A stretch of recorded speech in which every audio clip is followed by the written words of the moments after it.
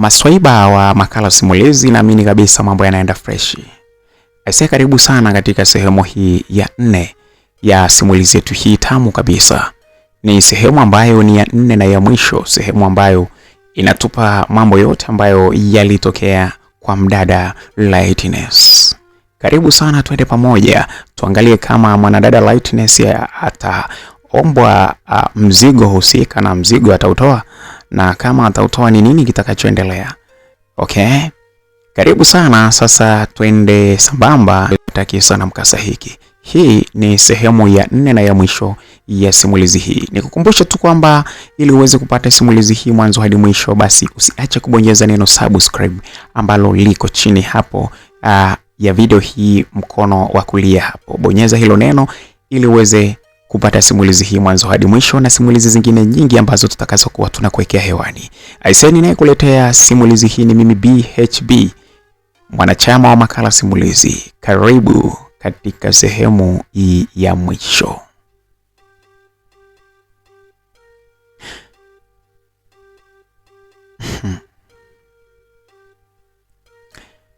Kusema kweli, mawazo yangu yote yaliwaza tu kwamba ni lazima hapa kinahitajika kipochi cha manyoya kiweze kuliwa. Nilijihakikishia kwamba siwezi kumpatia kipochi changu cha manyoya aweze kukila Sikuwa na mawazo ambayo yanapenda sana hizo michezo. Mimi nilipenda tu nifanye kazi niweze kutoka katika umaskini ambao unaonitesa sana mimi. Na hasa ukizingatia kwamba mimi maumivu nilionayo ni kwamba mama yangu ameondoka kipindi ambapo nilikopokuwa natamani sana kwamba angeendelea kuwepo. Niliumia sana. Sikutaka mchezo kabisa kule kazini. Lakini nilijua kabisa kwamba huyu Gets huyu, maneno ambayo anayoniambia kwamba sijui kuna kitu anataka niambie, na ukizingatia jinsi ambavyo siku ile nilimfuma akiwa ananing'ang'anizia, anahitaji aweze kuniingizia jitu lake, aanze kuniingizia mti wake moja kwa moja. Nilijua kabisa atahitaji kwamba aweze kunila. Nilifanya utaratibu, nikajizatiti katika akili yangu kwamba nitafanya kila aina ya mbinu ili mradi niweze kuchomoka katika mtego huo. Japokuwa vile vile ilikuwa sio rahisi sana, kwa sababu unakwenda kuchomoka kwenye mtego wa mwanaume anayekuhitaji, alafu mwanaume mwenyewe ni bosi wako. Sio rahisi. Nafikiri hata wewe ambaye uko hapo unaweza ukafikiri jinsi ambavyo ilivyo ngumu. Na sometimes tuko mimi na yeye kila mahali, nikizungumzia kwa upande wa pale ofisini. Yuko hapa na pale, na akinihitaji anaweza kuniagiza kitu chochote kile tunakanipata. Basi bana msikilizaji, nikaa bana na ile kesho kweli asubuhi na mapema sana. Mida ya saa 12 nilitoka kuelekea kazini. Nilipofika kazini, msikilizaji, nilishangaa sana baada ya kushangaa kwamba nimeingia pale saa 12 na dakika 28 ndipo nimefika kazini. Lakini nilishangaa kumkuta yeye Gets akiwa yuko pale tayari. Nikashangaa sana. Nilikuwa nafurahi kwamba nimewahi ili niweze kuangalia na kupambana kuhakikisha kwamba naweza kuipata hiyo barua mahali ambapo ilipo. Lakini cha ajabu, kashangaa Gets yupo pale tayari. Nakwambia hata jua halijaanza kuchomoza. Ofisini kwetu pale kuna mlango wa kwanza ule unaingia, alafu ndipo unakuta ofisi yangu, alafu mbele unakuta ofisi ya Gets ambaye ndio huyo bosi wangu. Niliposhangaa kumkuta pale, ilibidi nimsalimie. Kamuuliza, "Hey jamani, mbona leo mapema sana?" Kaniambia, "Hamna. Nimependa tu, ofisi ni ofisi yangu, kwa hiyo kuna siku napenda niwahi. Nachelewa na mchelewa, nikichelewa najichelewesha mimi mwenyewe." Kaambia, "Okay." Basi mimi nikaanza shughuli zangu za hapa na pale za kutafuta barua ambayo alionielekeza kwamba niweze kuitafuta. Niliangalia kwenye mafaili tofauti. Muda kama dakika 5 hivi, yeye alitoka kule katika ofisi yake na akaja mpaka pale ofisini kwangu. Mlango wa nje, ule mlango mkuu ambao unaingia katika ofisi zetu, ulikuwa umefungwa muda ule, umerudishiwa. Sikujua ni nani ambaye alikuwa ameufunga kwa muda ule, kwa sababu mimi wakati naingia sikukumbuka kama nilikuwa nimeufunga au vipi. Basi nikawa naendelea kuchambua pale. Alikuja akasimama pale pembeni yangu akaniambia, "Lightness." Nikamwambia, "Be, unapambana sana. Unatafuta nini?" Natafuta ile barua ambayo ulioniambia kwamba nitafute.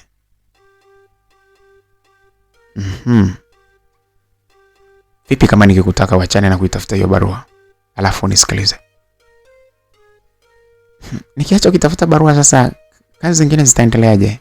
Si uliniambia ni ya muhimu sana. Ninauliza tu kwa sababu hiyo barua kama inanihusu mimi. Ndio nakuuliza, vipi kama nikikwambia usitafute muda huu na uweze kunisikiliza? Sawa. Sababu sijui ni kitu gani unataka kuniambia, inawezekana kikawa ni cha muhimu kuliko hata hiyo barua yenyewe. Okay. Lightness.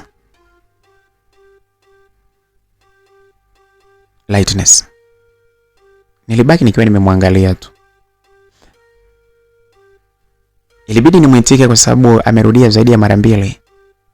Nilikuwa nikitegemea kwamba jinsi nilivyomtazama angejiongeza kwamba nimemtazama, kwa hiyo hawezi kuendelea kuongea. Badala yake alisogea karibu na mimi, akakalia kwenye kiti, kwenye meza ambayo iliyokuwa iko pale karibu yangu, na wakati huo mimi nikiwa nimesimama. Akaniambia, "Ibuka kwenye kiti, nizungumze na wewe." Basi mimi nilikaa kwenye kiti, yeye akawa amekaa kwenye meza, na ile miguu yake akawa amevua viatu alafu amekanyaga kwenye kiti kile kile ambacho nilichokuwa nimekalia. Hali hiyo ilinifanya mimi kuwa kama niko chini kidogo, alafu katikati karibu sana na miguu yake. Kitendo kile kilimfanya Gates kuwa na uwezo wa kunifikia vizuri katika maeneo yangu ya uso. Nilikuwa nimemtazama kwa makini sana Gates, kumsikiliza ni kitu gani anazungumza. Ni ukweli hisia zangu tayari zilishakuwa zimenipa taarifa kwamba kitu ambacho kinachotakiwa kuzungumzwa hapa si kingine bali ni kuhusiana na masuala ya mahusiano ya mapenzi. Nilikuwa nafikiriza sana ili nijue kwamba Gates ataanzaje na ataniambia kitu gani. Hakuja moja kwa moja, akaanza kupitia njia ndefu ya kueleza kuhusiana na jambo nililomfanyia. Hivi unajua kwamba niliumia sana ulivyonitenganisha na mpenzi wangu? Nilishakuomba msamaha. Ni kweli ulishaniomba msamaha, lakini habari gani katika kumpata yeye? Mimi umeniomba msamaha ni kweli, lakini msamaha wako haujafanya mimi niweze kumpata, kwa sababu bado anaamini kwamba wewe ulikuwa ni mpenzi wangu. Na kitendo hicho kilileta mvurugano mkubwa sana kati yangu mimi na yeye. Tukafikia wakati hatuwezi kurudiana kabisa. Alikula mpaka kiapo kwamba hawezi kunirudia mimi kwa sababu nimemsaliti, na huku nikipanga ahadi nyingi sana na wewe, ili hali kipindi hicho nilikuwa niko na yeye. Naendelea kukuomba unisamehe sana kwa sababu nilikueleza hali halisi ambayo iliyosababisha mimi niweze kufanya kitendo kama kile. Shida za nyumbani ndizo zilizonifanya mimi niweze kufanya mambo kama yale. Lakini sio kwamba nilidhamiria kwamba wewe uweze kuachana na mpenzi wako. Kwanza niseme tu ni kama mobi fulani hivi ilinijia. Nilipoiona ile mobu pale nikaona niweze kutembelea upepo ili niweze kupata kodi. Na hasa ukizingatia kwamba kipindi hicho nilikuwa natoka kwenye mazishi ya mama yangu mzazi.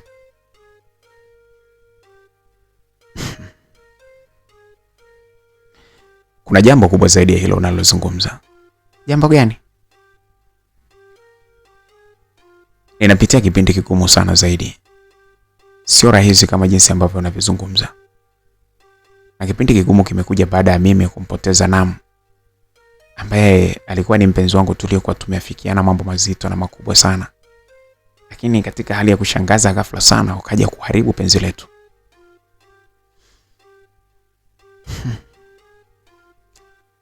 Gates, sijui niweze kukuomba msamaha kwa lugha gani. Kumbuka tu kwamba wewe ni bosi wangu. Kama kuna kitu unataka unifanyie, hata kama ni kunifukuza kazi, basi niko tayari unifukuze kazi, ili mradi ufurahi tu kwamba umelipiza kisasi. Kwa sababu nimekuomba msamaha kwa lugha ya kawaida imeshindikana. Ninaona pengine hauko radhi kunisamehe mimi, japokuwa nimekueleza kila kitu kilichosababisha. Basi nikuombe basi, kama ukipendezwa nifukuze hata kazi au nifanyie chochote unachotaka, ili mradi roho yako ifurahi kwamba umelipiza kisasi, kwa sababu unaona bado una hasira kubwa sana na mimi Gates.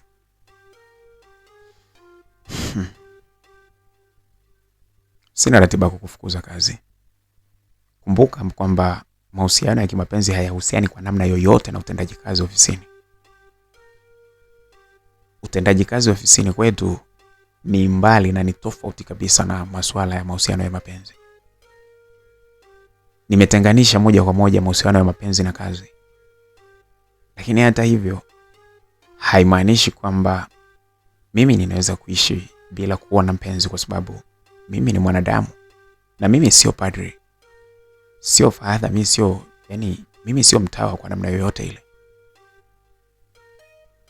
Mimi ni kijana wa kawaida ambaye ninakula chakula, ninashiba, ninahitaji kupumzika na ninahitaji kuwa na mpenzi ili aweze kuniliwaza sometimes.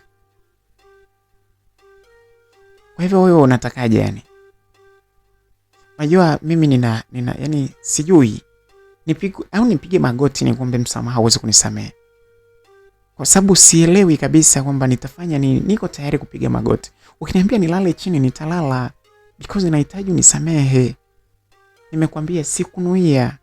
Na mimi nina kitu kikubwa ninachoamini ni kwamba ikiwa alikuwa ni mpenzi wako halisi na Mwenyezi Mungu ndiye aliyepanga kwamba mweze kuwa pamoja, hawezi kuondoka. Ni lazima mtakutana tena na mtakuwa pamoja.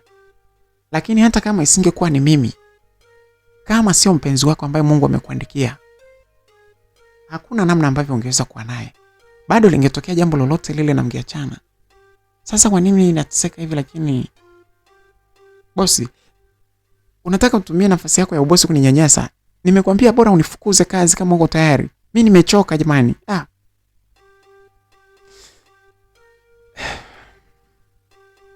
Kwani unaegemea sana upande wa kufukuza, kwamba ni kufukuza kazi? Umechoka kukana kufanya kazi katika ofisi hizi? Hapana, sijachoka na sina kazi yoyote ya kufanya. Ukinifukuza hapa sijui hata nitaenda wapi. Lakini naona itakuwa ni ubora kuliko mzigo ambao unaonitwisha kila siku. Basi naomba unisamehe kama nakukosea. Wewe hujanikosea, mimi ndo nimekukosea, na ndio maana nimekuomba msamaha. Naomba unisamehe sana kama ninavyokuambia ukweli kwamba mimi ninaumia sana kuwa mbali na mpenzi wangu, na kwenye kipindi ambacho sina uwezo wa kurudiana naye tena. Nikikwambia kwamba naumia, kama wewe unaumia nikisema mimi ninaumia kwa kitendo hicho, basi naomba unisamehe. Lakini kuna njia nyingine unaweza ukaitumia kunifuta machozi. Njia gani? Shida yangu ni kuwa na mpenzi ambaye hata niliwaza kila ninapohitaji kuliwazwa na mwanamke. Lakini zaidi sana ambaye ninaweza nikapanga naye malengo makubwa ya maisha yangu mimi pamoja na yeye pamoja na watoto wetu.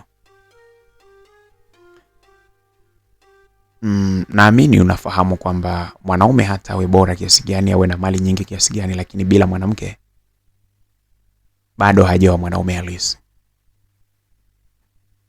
Nikuombe sana uweze kuwa mpenzi wangu, uweze kuziba nafasi ya mwanamke ambaye aliondoka katika maisha yangu.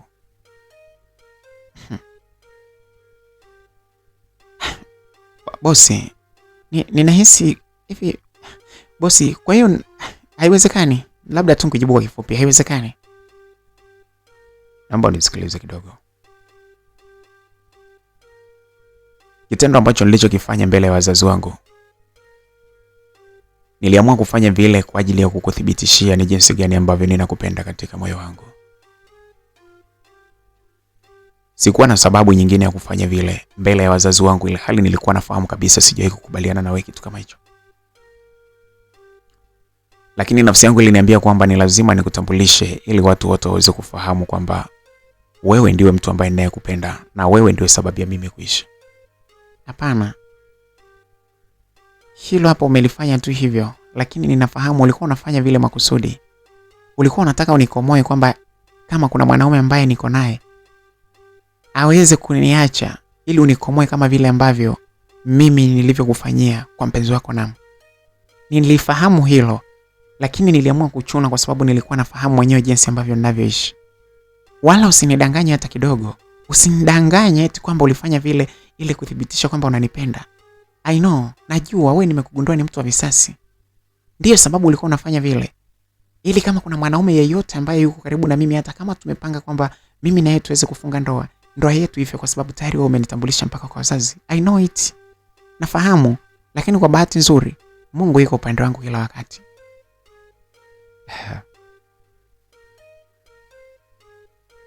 Lightness. Sikulaumu kwa kufikiri hivyo. Sikulaumu kwa kufikiri hivyo kabisa, kwa sababu unafahamu tukio ambalo ulilofanya kwangu. Ni lazima ungefikiri kwamba na mimi ninafanya vile kama lipizo la kukufanya wewe uweze kumpoteza mpenzi wako. Lakini utakuwa shahidi kwamba nimekuwa nikikupenda tokea siku ya kwanza nilivyokuona. Acha uongo. Acha uongo. Bosi, wanaume mnasifika kwa uongo, lakini usione sababu ya wewe kunidanganya mimi. Siku ya kwanza nafahamu ulikuwa unanipondea sana na kuniambia kwamba mimi ni mwanaume, mimi ni bodyguard. Leo hii unaniambiaje kwamba eti ulikuwa unanipenda sijui nini? Hizo swaga bana, hizo mimi bana, acha kunidanganya bana. Mimi niko hapa kwa ajili ya kazi. Niko tayari kufanya kazi kwa juhudi zangu zote, kwa nguvu zangu zote, kuhakikisha kwamba natekeleza majukumu yangu. But all things about love, I don't care. I don't want to hear about. I don't want to hear at all. Sihitaji kusikia kabisa kuhusiana na masuala ya mapenzi. Nipo kwa ajili ya kazi.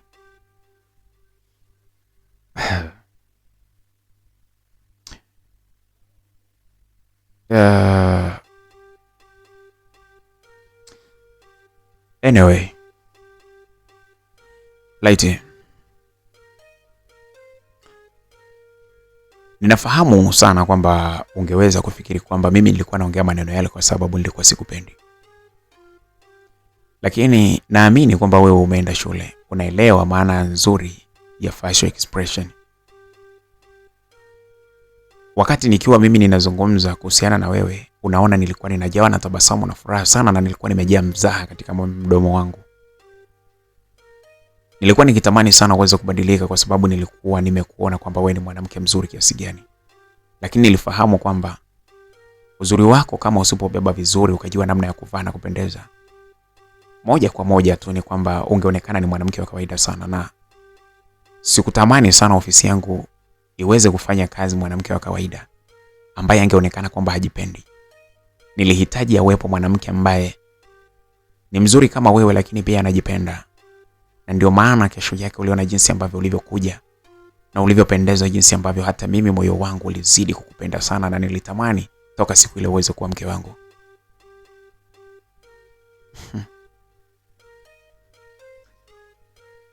Anyway, siko tayari kuingia katika mahusiano ya mapenzi. Let's sing. Lengo tungujibu. Sipo tayari. Nina majukumu yangu tu mengine ambayo ni ya msingi sana, ambayo ninatamani niweze kuyafanya, and not about love.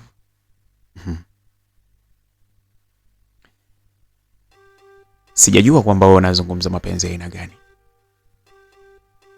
lakini mimi nakueleza mapenzi ambayo wewe unakuwa ni mtu wangu kabisa, na majukumu yako yanakuwa ni majukumu yangu vile vile. Tunakuwa tukisaidizana. Kwa hivyo sidhani kama kuingia katika mahusiano ya mapenzi wewe na mimi kutarudisha nyuma majukumu yako kwa namna yoyote ile. Zaidi sana utakuwa umepata kampani zaidi, kwa sababu tutakuwa pamoja katika kupambana dhidi ya majukumu ambayo yanayokuandama. Sawa, lakini I'm not ready at all.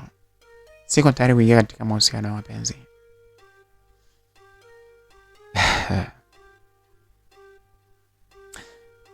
Na mimi unamwamini Mungu. Hebu umruhusu aweze kukuongoza kidogo, ili aweze kukueleza kwamba huu uzuri wako ambao amekuumba nao ilikuwa ni zawadi kwa ajili ya nani. Na kama Mungu akikujibu, utafahamu kwamba huo uzuri sio kwa ajili yako, lakini kwa ajili yangu. Mungu alikuumba vizuri hivi ili aweze kunipatia mimi kitu kizuri kama zawadi yangu. Mungu alifahamu kwamba mimi napenda vitu vya namna gani, na ndio maana akakuumba wewe katika hali hii. ili kusudi uweze kuwa zawadi nzuri sana katika maisha yangu yote, kwa sababu hata mimi namwamini Mungu.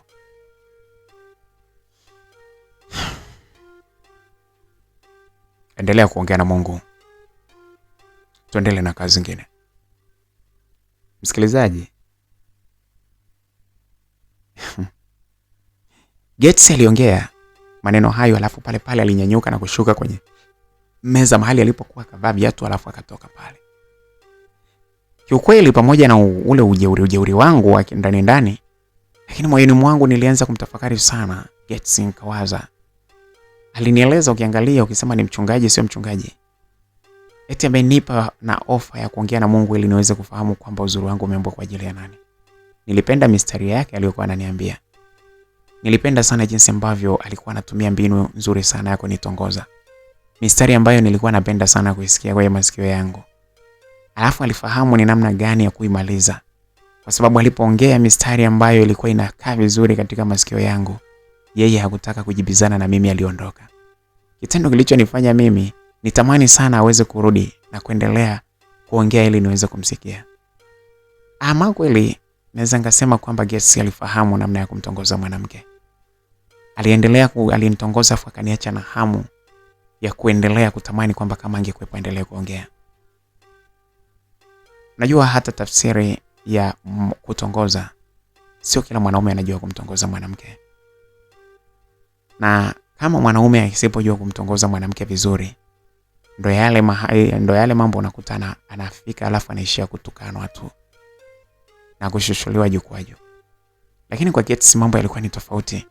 Alikuwa ananiuliza, anaongea na mimi, alafu anaondoka na niacha nikiwa na hamu ya kutamani kumuita kwamba aweze kuongea na mimi zaidi na zaidi. Basi bana, baada ya pale alivaa serious na kuanza kuendelea kufanya kazi kwa kazi sana siku ile.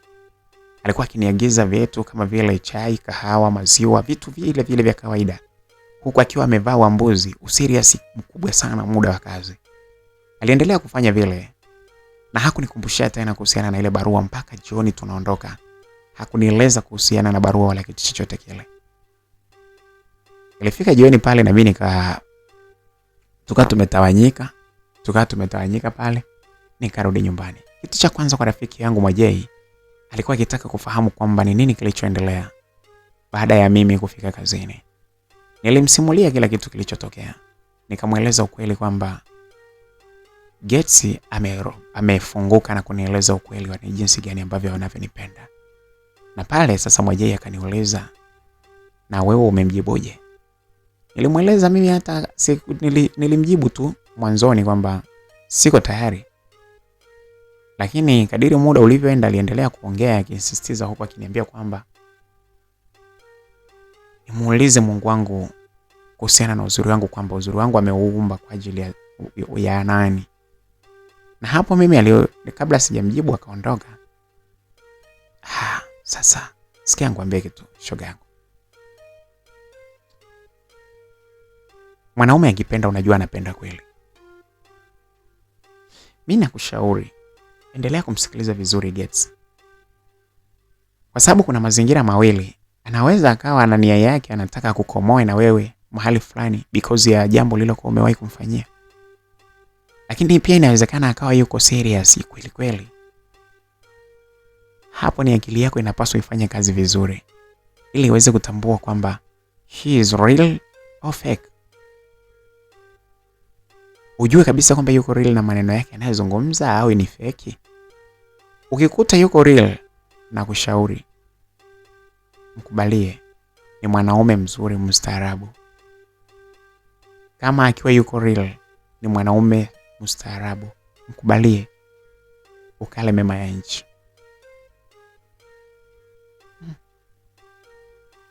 Msikilizaji, unajua nilimtazama Mwajuma kitu alichokuwa ananiambia. Nikatafakari, nikaangalia, nikalinganisha maneno ya Mwajuma rafiki yangu, nikalinganisha na maneno ya Gates bosi wangu. Nikasema hapa sijui nifanyeje. Nilikuja nikalinganisha sasa na hisia zangu kichwani mwangu kuhusiana na masuala ya mahusiano ya mapenzi, jinsi ambavyo sikuwa tayari kabisa kuingia katika mahusiano. nilitafakari sana. Mwisho wa siku nikabaki nje panda. Nikawa sielewi kwamba ni mkubalie, nimkatalie, na mfahamuje kwamba yuko real au yuko real. Nikasema ngoja mimi, dawa ni moja tu, niendelee kumkazia. Kila akinikumbusha namkatalia. Kila akinikumbusha na nini namkatalia.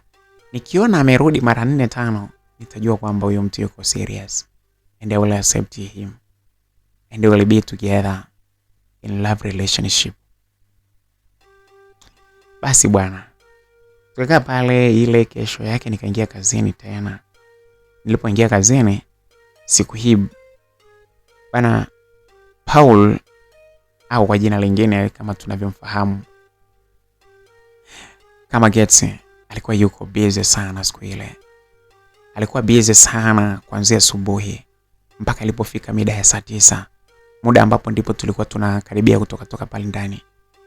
Getz alitoka kule na kunifuata. Alifika mpaka pale ofisini kwangu akaniambia please, na kuomba ofisini. Nilitoka pale ofisini kwangu nikamfuata mpaka ofisini kwake. Userious aliyokuja nao nilikuwa najua there is, yani kwamba kuna kitu kizito sana cha msingi sana cha kikazi anapaswa anataka kunieleza, maybe nimsaidie au nifanye kama wajibu wangu au whatever. Nikafika pale akakaa kwenye meza ndogo ambayo ilikuwa iko pembeni. Muda huo ilikuwa haina vitu vyovyote vya maana pale juu. Kimeza kidogo hivi kifupi. Akakaa kwenye kiti kilichokuwa kiko pembeni yake akaniambia na mimi niweze kukaa kwenye kiti ambacho kilichokuwa kiko jirani. Tulikaa wawili pale huko akiniambia unajua leo nimepiga kazi sana yani. Sisi leo nimefanya kazi hadi nimechoka. Yaani nimeandika, nimetuma taarifa, nimejibu wateja, yaani toka asubuhi unavyoniona sasa hivi hapa ndo napata hueni. Nikamwambia kwani muda wa kula? Akaniambia afu ndo unanikumbusha. Vyakula vile pale hata sijala bado. Hebu naomba viondoe bwana viweke kule. Nikamwambia jamani hujala? Akaniambia nilikuwa niko busy sana. Na hivyo vishapo siwezi kula sasa hivi. Nikamwambia bosi basi naomba nikupikie. Akaniambia no usimpikie. Amna mimi hapa sasa hivi labda nifanye utaratibu ninywe maziwa tu. Hii jioni nipate maziwa. Basi tena chemsha mengi ili ninywe na wewe. Pige story hapa kidogo ni relax. Nikasema of course angalau nilijua labda kuna kazi nzito tunapaswa tuifanye labda itatuchelewesha. Kumbe alishamaliza na hivyo alitaka ku relax na mtu. Basi bana mimi pale nikawasha ndani yangu pale nikachemsha chap pale. Nishu ya dakika tu nikaweka pale tukakaa na yeye pale. Tulikuwa tunakunywa maziwa mida jioni, mimi hata sijazoea. Mimi nimezoea ninywe maziwa asubuhi. Muda huo ni jioni lakini akawa anakunywa pale. Tukanywa wote pale. Alikuwa na bites za kashata akatoa pale kwenye nani. Tukawa tunakula taratibu pale. Akaniambia bana, bado nasikiliza niangalie majibu ya Mungu wako yanasemaje. Majibu ya Mungu wangu? Nasubiri kwamba Mungu wako anakuelezaje. Mimi alishanieleza kwamba uzuri wako ni kwa ajili yangu. Au unasemaje? Nilijichanganya pale alipouliza vile nikamwambia kweli. Akaniambia nashukuru kama na wewe unafahamu. Nikamwambia hapana bwana wewe. Akacheka akaniambia sasa hapana ina maana wewe unakubali afu unakataa. Nikamwambia nilijichanganya tu lakini sio kweli. Tulianza stories hapa na pale na utani ukaanza kuongezeka pale. Utani ulivyokuwa unazidi kuongezeka, nilijikuta tuko karibu zaidi mimi pamoja na yeye. Stories ziliendelea na sauti yake ikaanza kushuka taratibu. Alianza kunishushia macho yake, kunitazama kwenye macho ambayo ya kunifanya mimi nizidi kuvutiwa na yeye. Mikono yake haikutulia. Mikono yake sasa ilianza kuja moja kwa moja kwenye mwili wangu. Ni kama alikuwa ananitekenya hivi kwenye mbavu zangu na kunifanya kwamba mimi niweze kupata msisimko fulani hivi. Nilimwambia aweze kuniacha. Kwa sababu tulikuwa tumemaliza kunywa maziwa. Aliendelea na nani zake akiniambia anapenda ajiliwaze na mimi. Nilikataa. Nilihangaika na yeye. Bana. Getz alianza kunishika maeneo mbalimbali ya mwili wangu. Mikono yake ikienda mpaka kwenye kifua. Kitendo kilichofanya na mimi nikapata msisimko. Lakini nilifahamu kabisa kwamba nilishajipia kwamba siwezi kuliwa na yeye kirahisi namna hiyo. Aliendelea kunishika na kucheza na masikio yangu, kugusa maeneo mbalimbali ya mwili wangu, huku nikikataa na yeye akiniambia kwamba anaomba tu niweze kumsikiliza kwa sababu hakuna kitu kibaya atakachokifanya. Nilihangaika na yeye huku na kule, lakini ni kama alikuwa anatumia ujanja wa kunilainisha kwa kunigusa, lakini pia nguvu kidogo alikuwa anatumia. Alikuwa anahangaika. Sasa siku ile nilikuwa nimevaa kibini changu hivi, sketi yangu hivi ya kuishia magoteni. Kadiri ambavyo alivyokuwa anajisogeza karibu yangu na kunikumbatia, nilivyokuwa naendelea kujikataza pale ili asifanikiwe kufanya anachotaka, ile sketi yangu ilikuwa inazidi kupanda juu. Sasa mimi kwa sababu na wepesi wangu alifanikiwa kunivuta na kunigeuza upande wa ukutani. Tukaa hapo sasa tuitazame ile meza. Niliendelea kukataa nikamwambia hapana. Hapana bosi, sitaki. Sitaki bana. Bosi, kumbe uniheshimu. Ndio mambo gani haya hapa ni ofisini? Hakutaka kunisikiliza kabisa. Aliendelea kunipapasa maeneo mbalimbali ya mwili wangu. Sijui ni kitu gani kilimstua, akaniachia haraka na kwenda kurudishia ule mlango. Ule mlango wa pili wa ofisi, yani ukiacha mlango mkubwa, mlango ule wa pale ofisini. Alirudishia pale. Sasa vioo vya pale ofisini ilikuwa ni vioo tinted, alafu vimefungwa na kuna mapazia. Kwa hiyo pale ndani kulikuwa na hali fulani hivi, AC ndio ambayo ilikuwa inasababisha pale ndani kuwa na hewa nzuri. Aliporudi pale nilikuwa nimeshajiweka sawa. Nikawa nataka kutoka, ngambia naomba usiniguse. Bana we, sijui alifanyaje. Nikiwa nataka nimegeukia upande wa mlango ule akanishika kwa mbavu, kwenye mbavu kwa nyuma. Nilistuka hivi, nilistuka nilishangaa meno yake na mdomo wake vikiwa vimeng'ata hapa kwenye shingo yangu kwa nyuma. Yaani kama simba anadaka kitu hivi. Lakini alikuwa hajang'ata kwa nguvu. Kuna style fulani hivi alikuwa ameningatia huku akiwa ananipumulia kwa nguvu. Nilisikia ile joto katika shingo yangu hapa nyuma. Kitendo kile kilinifanya mimi nipate msisimko wa tofauti. Ulikuwa ni msisimko wa aina yake. Yaani nilistuka. Pale nguvu zangu nilijikuta zikiwa zinaniishia. Yaani nilijikuta nikiwa nimelainika. Alinibeba, akanirudisha pale mahali kwenye ukuta pale mahali tulipokuwa.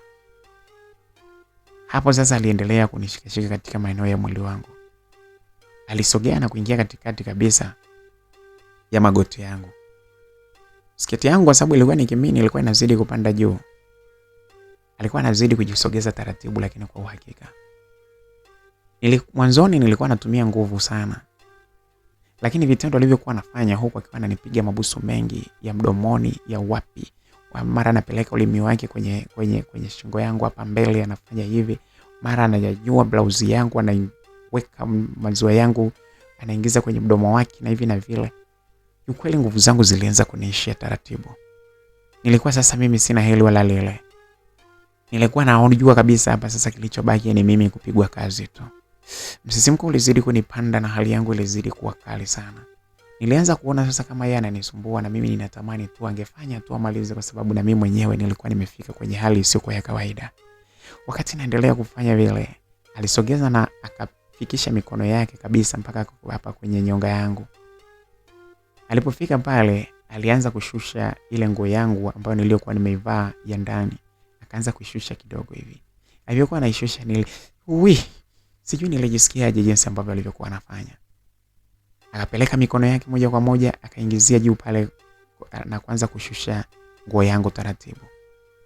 Aliondoa mikono yake upande wa juu na kuipeleka kuingiza kupitia huko chini kwenye sketi yangu.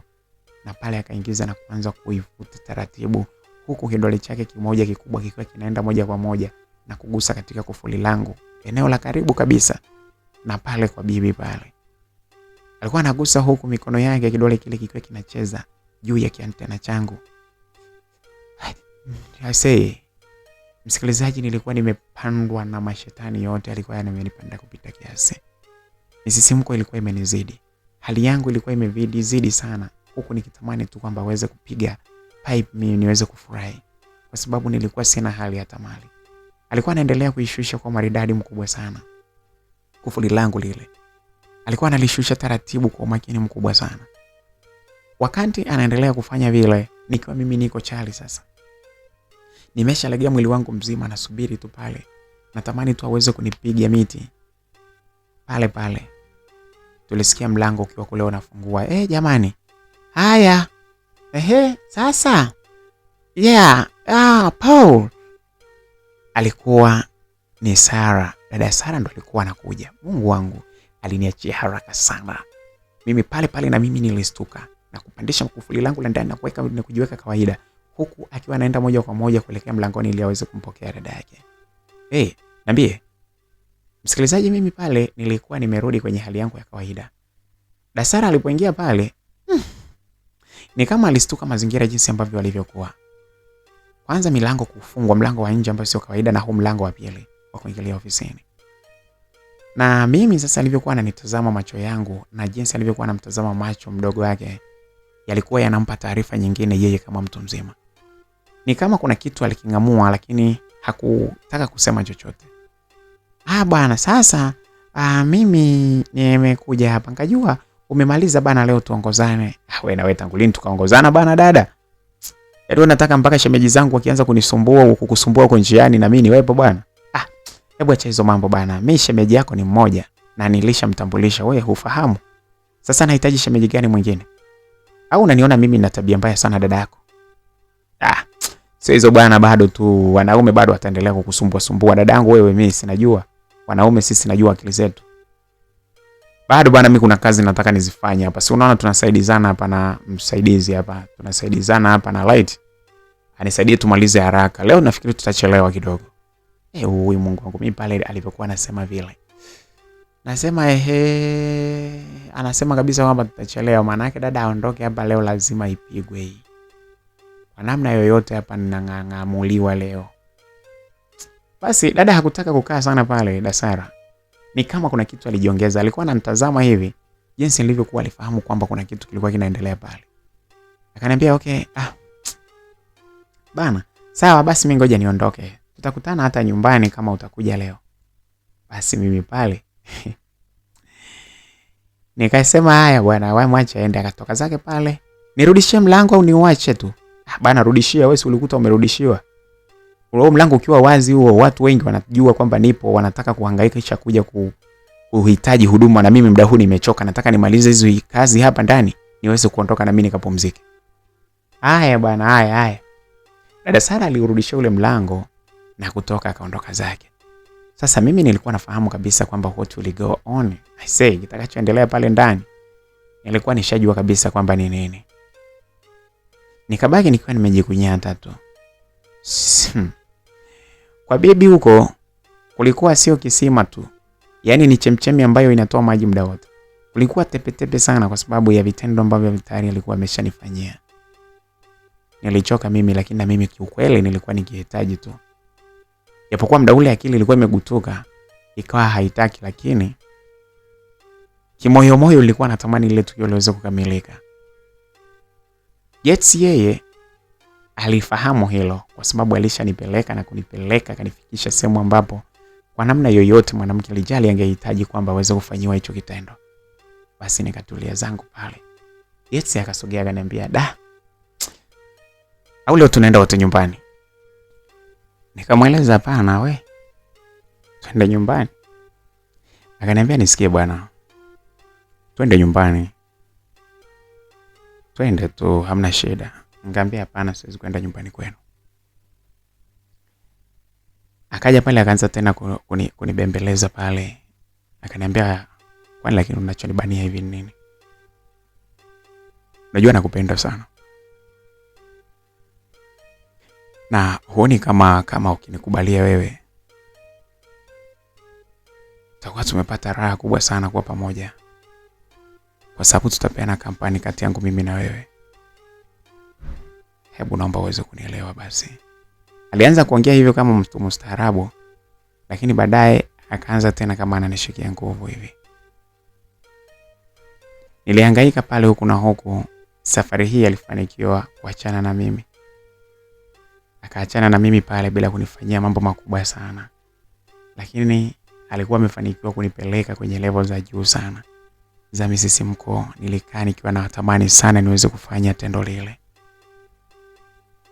Nilimwambia mimi naondoka kwa sababu muda wa kazi ulikuwa tayari na wenyewe umeshaisha. Ulikuwa ni muda wa kwenda nyumbani. Akaniambia hamna shida, ngoja niweze kukupakia kwenye gari langu tuweze kuondoka.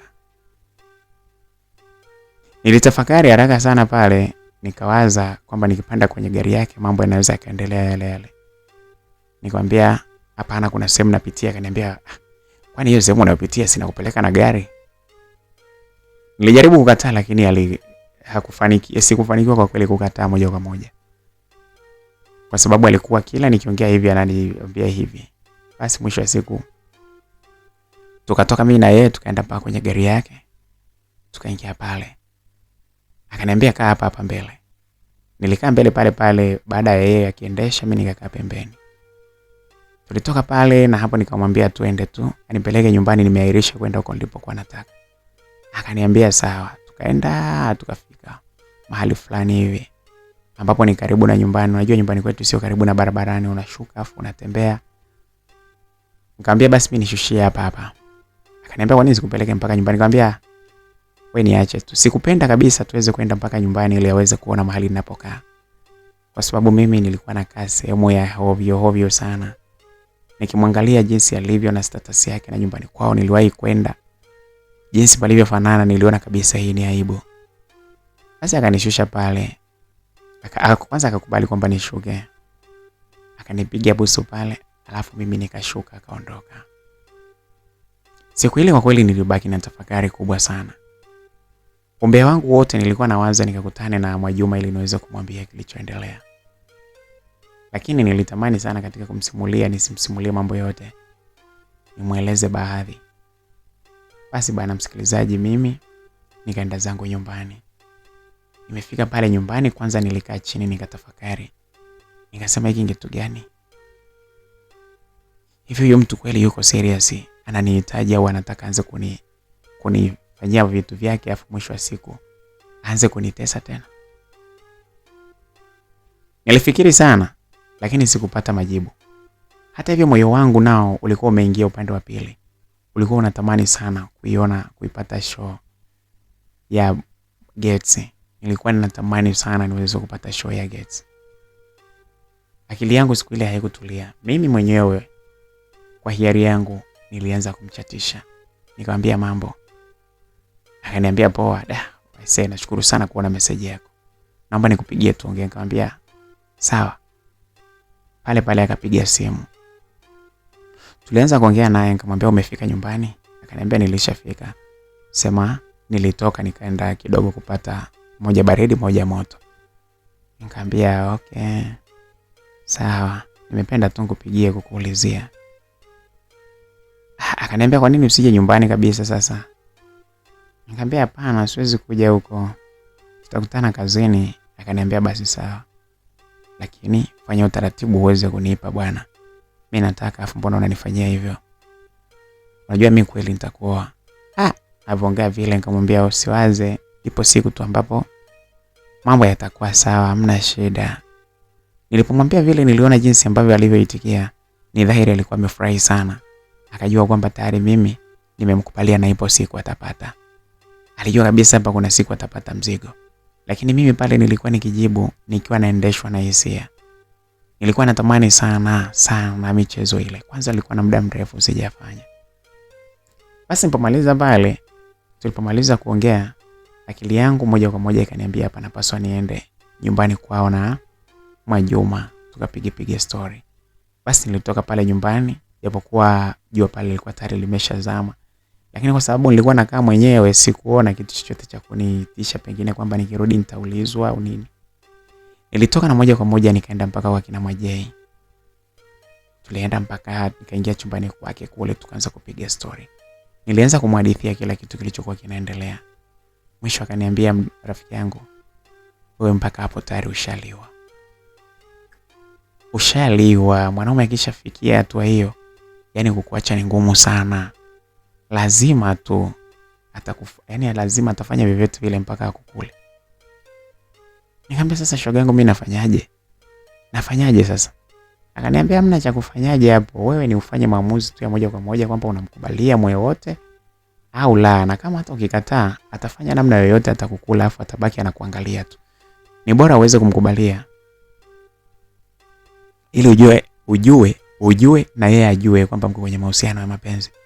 Lakini hivi kumbuka kwamba pia yeye ni bosi. Atatumia ujanja wake wote, na kama ikitokea akikupanda ukiwa wewe hujataka, yani hujamkubalia na akakukula, alafu ndo utegemee kwamba eti ndipo atakubadilisha, atabadilika sasa eti umkubalie muwe naye, mwanaume atakudharau na atakuzungusha. Hatakuwa yani atakuwa hakutongozi wala nini. Akitaka ndo anakuja kukusisitizia, anakwambia wewe ni wake, akila kimaliza, akishafanikiwa tu kukupitia, hataki kumazoea na wewe. Utashangaa ule upendo wote unapungua. Yani mwanaume anakudharau. Lakini kama ukimkubalia kabla ya kufanya hilo tendo, akajua kabisa hata wakati anafanya na mpenzi wake kuna nidhamu fulani hivi inakuja.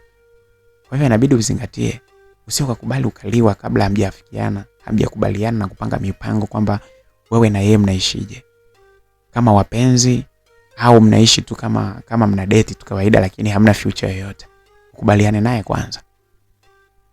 Niliona maneno ambayo aliyokuwa ananiambia rafiki yangu Mwajuma, niliona kama yana maana hivi. Niliona kweli, kwa sababu mwanaume akikulala na wakati bado haujamkubalia kwamba awe mpenzi wako, kuna namna fulani hivi anakushusha. Kuna namna anakupunguza hivi, anakushusha yani tena sana tu. Yani anakushusha pakubwa sana, anakudharau. Yani kama ni amekubaka tu, amekubananisha, anakuchukulia poa. Hilo niliweka kumbukumbu, na mimi nikasema hapa ni lazima nifanye mbinu yoyote ile ili pindi ambapo atakapokuwa anahitaji nikatae na niweze kuongea naye mpaka nimkubalie tu. Sasa hapo ndipo tunaweza, nikishamkubalia tunaweza tukaamua kwamba tunafanyaje. Baada ya story kadhaa, mimi pamoja na rafiki yangu yeye Mwajei nilitoka pale na kurudi nyumbani. Nilikuwa naisubiria sana siku ya kesho ili niweze kufahamu kwamba ni nini kitakachoendelea kule kazini. Getsi aliendelea kuwa na msisitizo mkubwa sana kwamba anahitaji kunifanya. Alinibembeleza kila wakati. Lakini nilikumbuka maneno ambayo rafiki yangu Mwajei alioniambia. Nikasema hapa kwa namna yoyote napaswa nichomoe, asije akafanikiwa kunifanya kabla sijamkubalia kwamba niweze kuwa mpenzi wake. Nilimkatalia katu. Nilikataa kabisa. Yani nilikataa, sikutaka kumpa nafasi kabisa hata ya kufanikiwa kuanza kusogea na kuanza kunitomasa kama siku zingine alivyokuwa anafanya. Alibadilisha mwelekeo na kuanza kuongea na mimi kwa utulivu. Akaniambia, sijui unahitaji nikwambie maneno gani Lightness ndipo uweze kunikubalia. Nina haja ya kuwa na wewe zaidi ya unavyofikiri. Nimeuchoka upweke. Nahitaji niweze kuwa mpenzi wako. Ninaamini sana katika wewe.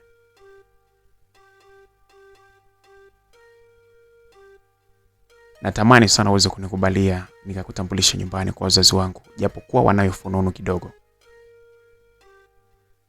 Naomba basi ufanye hivyo. Alipozungumza vile, na mimi niliona kama iko fursa ya mimi kumkubalia, kwa sababu na mimi nilikuwa ninahitaji sana aweze kunifanya kitendo kile. Lakini tamanio langu lilikuwa nahitaji tu kwamba niweze kuhakikisha kwamba aweze kunitongoza na nifanye kumkubalia, lakini isiwe ile ya kubananishana tu. Nilitumia chance ile ya kuweza kumkubalia. Nikamwambia Getsi, ninaogopa sana usije ukatumia chance hiyo katika kunilipiza kisasi. Naomba uondoe mawazo. Sina kisasi chochote na wewe mimi. Mtu ambaye uliyemsamehe huwezi kuhitaji kumlipiza kisasi. Naogopa. Moyo wangu nakupenda Getsi.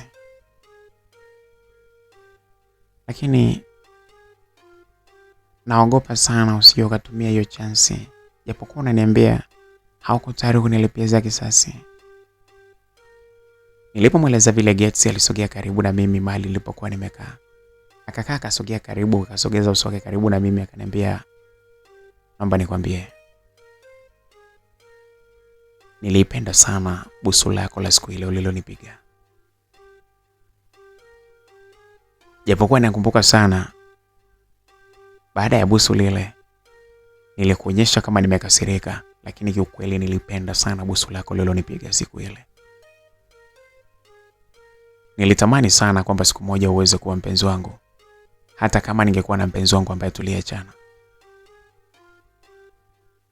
Naomba nipate fursa tena kwa mara nyingine uweze kunipiga busu kama lile siku ile basi.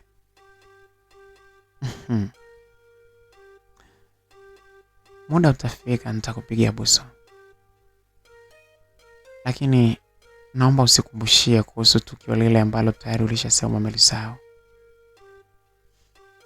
Nimelikumbusha sio kwa ubaya. Ukweli nilivyofahamu kwamba wewe ndiye uliyenipigia busu siku ile, nilifurahi sana. Niliona kabisa kwamba ipo fursa ya kupata ile busu kwa mara nyingine.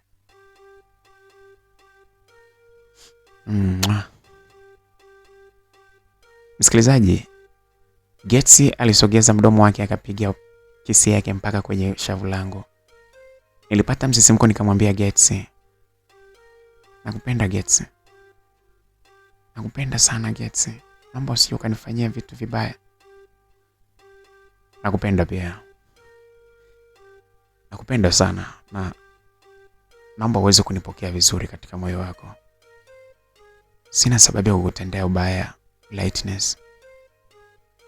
Natamani penzi letu liwe na mwanga mkubwa kama jina lako jinsi lilivyo. Nahitaji na watoto wetu wawe na mwanga wa baraka tele kama jina lako jinsi ambavyo lilivyo, Lightness. Nakupenda sana Light. Light, kama ungelifahamu jinsi ambavyo ninavyokupenda, pengine ungenikubalia toka siku ya kwanza. Sijanuia kukutesa kwa namna yoyote ile. Msikilizaji, Getsi alianza kuongea huko mikono yake ikianza kuingia katika tumbo langu. Alianza kupeleka mikono yake ambayo iliyokuwa laini na kuanza kulishikashika tumbo langu. Nilifahamu kabisa kwamba kuna mahali anakwenda. Haikupita sekunde, alianza kupeleka mkono wake sehemu ya chini. Alikutana na nguo yangu ya ndani, kufuli ambalo nilikuwa nimevaa, na kuanza kupekenya mikono yake ili aweze kupitisha mkono wake uingie. Alifanikiwa kupeleka mkono wake na kuanza kuifikisha mpaka katika kibofu changu. Niliona jinsi ambavyo alivyokuwa anatembea, mkono wake ulikuwa laini. Msisimko wangu ulizidi zaidi. Alishusha mkono wake na alifanikiwa kugusa katika kieneo changu kile cha muhimu sana. Ni kieneo ambacho kinachofanywa ukeketaji. Alipogusa pale nilipata msisimko nikaruka kidogo. Aliendelea kutekenya vile pale. Mdomo wake ulianza kwenda moja kwa moja na kuanza kufungua vishikizo vyangu vya blouse nilokuwa nimeivaa. Akawa anafungua kwa kutumia ulimi, kutumia meno yake.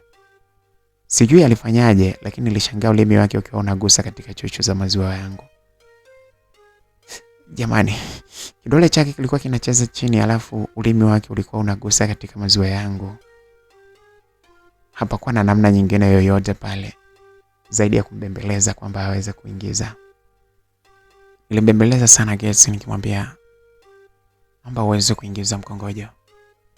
Naomba uingize mkongojo please. Naomba uniingizie mkongojo. Wewe ndio utakayekuwa mume wangu siku zote za maisha yangu. Nilimweleza maneno yale na yeye huku akikazana sana kuzidi kuchezea maeneo yangu hayo muhimu. Alifanikiwa sasa kunifanya kwa diri ambavyo alivyokuwa anataka. Nilijikuta kwamba nguo zangu ambazo nilizokuwa nimevaa zikiwa ziko mbali na mimi, yani zilikuwa ziko mbali na mwili wangu. Pale sasa mimi mwenyewe nilijikuta ule ushamba na ile hali ya kusema sihitaji ilikuwa imenitoka. Yeye alikuwa ametoa tu ile fimbo yake, ndio nikawa ninaiona. Nilivyoitamani jinsi ambavyo ilivyokuwa na mishipa mizito, jinsi ambavyo ilivyokuwa imekaa. Nilipeleka mkono wangu mpaka pale, nikaanza kuichezea. Niliona jinsi ambavyo ilivyokuwa imekaza kwa nguvu. Hakuna nini aliyeniambia kwamba nipeleke ulimi wangu kule. Nilijikuta nikipeleka ulimi wangu katika mkongojo na kuanza kulamba. Pale pale na yeye hali ilipanda zaidi na kuanza kuniambia kwamba nikae. Alijilaza pale na hivyo mimi nikajipeleka mwenyewe kisima changu. Nikakifikisha mpaka eneo husika. Ile fimbo yake sasa nikaanza kuipeleka taratibu ili iweze kuingia moja kwa moja katika kisima kile. Hali ilikuwa sio ya kawaida hata kidogo. Sio mimi wala yeye. Hakuna mtu ambaye aliyekuwa anawaza kwamba ile ni ofisi.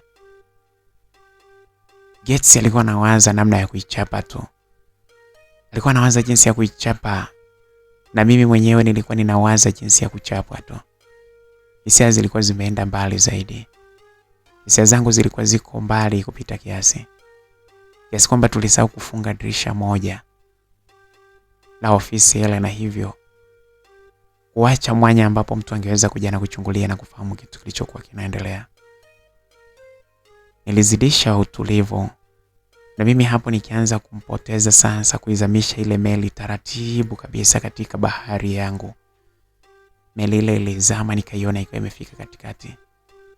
Nilizidi kufurahia tendo lile la kigaidi ambalo nililokuwa nalifanya na kuizamisha meli ya Gates katika bahari ya Shamu. Nilizidi sasa na mimi kwenda katika ustadi mzuri sana kupeleka vifaa vyangu viweze kuizamisha moja kwa moja meli mpaka ndani. Meli ilizama mpaka pale nilipoona kabisa kwamba meli yote imetokomea. Utundu wangu sasa mimi pale ndipo nilipoonyesha. Waweza kuzania kwamba ndio mimi yule ambaye siku ya kwanza nilikuwa naelekezwa namna ya kuvaa nguo. Nilikuwa nazifahamu njia zote, mbinu mbalimbali za kumfanya kwamba ile meli iweze kupotea na huko ndani ilipo niweze kuipelekea mawimbi kwa kupiga na mawimbi ya kulia, kushoto, mbele na nyuma ili kuhakikisha kwamba ile meli inachakaa kabisa. Juhudi nilizozifanya ndizo zilizofanya meli ile kujikuta kwamba mpaka maji ambayo yaliokuwa yako ndani ya meli ile japokuwa ilikuwa imezama, maji yale yalianza kutoka haraka sana. Maji meupe yalikuwa yametoka. Niliyasikia kwa jinsi ambavyo nilivyoona alivyokuwa ameongeza juhudi sana za kung'ang'ana ile meli kuiacha iweze kuzama zaidi, huku nikiwa na mimi naikandamizia, naipiga mawimbi kwa nguvu sana kulia na kushoto, nikiwa naikandamizia ile meli iweze kupotea zaidi. Nilisikia kelele ambazo alizozipiga Gates. Kelele zile zilikuwa zinaashiria kwamba meli yake ile haiwezi kupona tena. Kitendo kile kilifanya hasa mimi kutokana na mapigo makali sana ya mawimbi niliyokuwa ninayapeleka. Nilisikia hali ya joto kali sana ambalo lililokuwa liko ndani ya bahari. Joto lilikuwa ni kali sana kutokana na kwamba meli ilikuwa imezama na maji ambayo yalikuwa yako ndani ya engine, maji meupe, yalikuwa tayari yameshatoka. Nilisikia joto lile katika bahari yangu.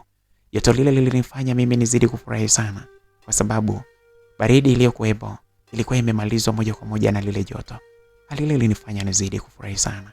Nilizidi sasa kuongeza kupiga mawimbi ya kulia kushoto ili nizidi kupokea ile joto ambayo niliyokuwa naipata kutoka katika maji ya moto ambayo yaliokuwa yanatoka, maji meupe katika meli ile. Nilihakikisha kwamba ile meli naitendea kazi nzuri sana. Meli ile ilinifanyia uweledi mkubwa sana kiasi kwamba kelele zilikuwa ni nyingi sana. Abiria ambaye alikuwa ni Gates alikuwa akilalamika sana. Alikuwa anatoa sauti ambazo zilizokuwa zinaashiria kwamba hana ubabe tena katika meli ile. Alikuwa anajua kabisa kwamba meli yake ile imekwisha. Aliongeza nguvu ya kupambana ili kuweza kuhakikisha kwamba meli yake inatoka salama. Mikono yake ilikuwa imeganda kwangu mimi.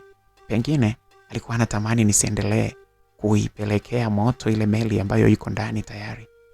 Lakini mimi kunishika kwake ni kulizidi kuongeza hamasa ya mimi kuhakikisha kwamba ile meli naipelekea mawimbi ya hatari sana. Mungu wangu. Hapo mambo yalikuwa ni makali sana. Hata mimi nilijisikia sasa na mimi kumwaga maji ambayo yalikuwa yako ndani. Tukio langu la kigaidi nilikuwa nimelikamilisha. Meli ya Gates ilikuwa imezama katika bahari, na yenyewe sasa kutokana na kwamba nilikuwa nimeanza kuiacha kupiga mawimbi baada ya kuhakikisha kwamba mawimbi ambayo niliyokuwa nimeyapiga vya kutosha yameiacha ile meli ikiwa imechakaa sawa. Niliamua sasa kuiacha ile meli ili iweze tu sasa kutoka taratibu. Ile meli ilianza kutoka taratibu katika bahari yangu. Taratibu, na hatimaye ilifanikiwa kutoka na kuelea, kubaki tu imeelea juu tu. Rubani wa meli ile pamoja na kitengo changu cha kigaidi vyote vilikuwa vimechoka. Kitengo changu cha kigaidi kilikuwa kimechoka na hata bahari yangu ilikuwa imechafuka tepe tepe. Meli ile ilikuwa haina uwezo tena wa kubeba mzigo aina yoyote. Pale ndipo nilipofahamu kwamba ile meli kumbe ilikuwa inajifanya kwamba ni imara sana, lakini baada ya kuipigisha mawimbi, meli imeloa. Meli imevunjika, haina uwezo wa kufanya kitu chochote. Nilimuona tu mmiliki wa meli, Gates, jinsi ambavyo alivyokuwa na hema, huku akiwa anapumua kwa kasi kweli, na jicho lake lilikuwa linaonyesha kwamba hahitaji kabisa vita kabisa. Ugaidi niliokuwa nimemfanyia ulikuwa ni mkubwa sana. Nilipotazama kwenye dirisha nilishangaa kumbe kuna mtu alikuwa anatuchungulia. Meli ile vitendo vyetu tulivyokuwa tunafanya, yule mtu alikuwa anatutazama. Na huenda alikuwa anachukua video, sikufahamu. Haikuwa ni kazi yangu tena kuwaza kama alichukua video au la.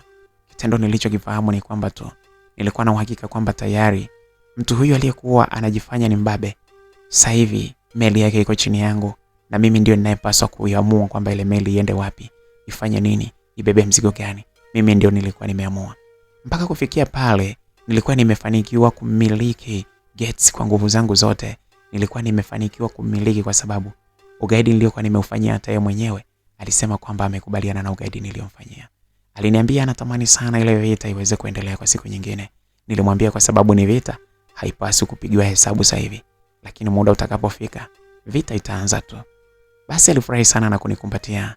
Tulipigana busu pale, na hivyo ilikuwa ni mwisho wa vita yetu kwa wakati ule, huku tukiwa na ahadi ya kuanzisha vita kwa mara nyingine. Msikilizaji wa makala simulizi, na hapo ndio mwisho kabisa wa simulizi hii ambayo ilikuwa imeambatana na busu la kibaka. Busu ambalo lililokuwa limekuja kwa bahati mbaya, lakini baadaye likawa limeleta neema zingine. Kufikia hapo hakuna la ziada. Msimuliaji wako nilikuwa nikikusimulia ilikuwa ni mimi BHB wa makala simulizi.